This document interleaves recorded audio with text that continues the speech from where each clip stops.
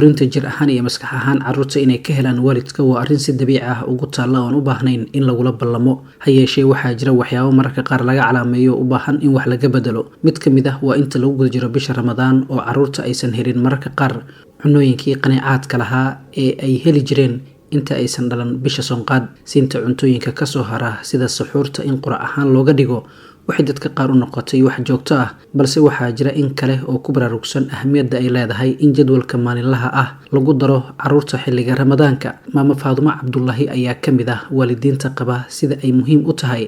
in carruurta ay helaan cunto diiran oo xilliga maalintii ah aniga quraac freeshan usuubiyaa qadada freeshan ka dhigaa wixii oo dhan waa iskugu dheelitiraa raashinka baraysidiisaba haddaan firinteer iyo waxba lagu keedinaynin waa isbedela ciyaalkana dhib u keenaa dhib weyn ay kala kulmayaan waxaa muhiim ah in ciyaalka oo quraac fresh ah la siiyo oo loo diyaariyo raashinka bariyo kale sideedoo kale inuu caloosha ka qabto oo bahalku kiciyaa laga yaabaa inay daris la noqdaan nafaqa darro iyo waxyaabo kale oo ka dhalan karo habka cunto ee carruurta qaar la kulmaan ayuu uga degayaa waalidiinta Dr. Mustaf Maxamed. Carruurta soonkii waxaa iskugu darsantaa laba arrimood oo kala duwan mid waalidka dhinaciisa ah oo ah in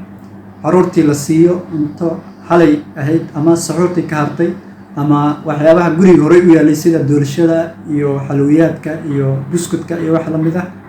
kuwaasoo ku keeni kara caafimaad darro haba ugu darnaatee shuban iyo gaas iyo cuduradaas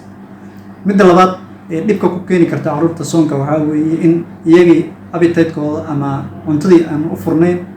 ama ay diidayaan inay wax cunaan dadkoo sooman wacaado in badan dadkeenu la qabsadeen xilliga ramadaanka in xoog la saaro kaliya dadka sooman carruurtana lagu qoodiyo haraaga raashinka habeenkii iminka oo uu sii dhammaanayo ramadaan iyo kadibba waxaa la gudboon waalidiinta in baryadada ay ka dhowraan carruurta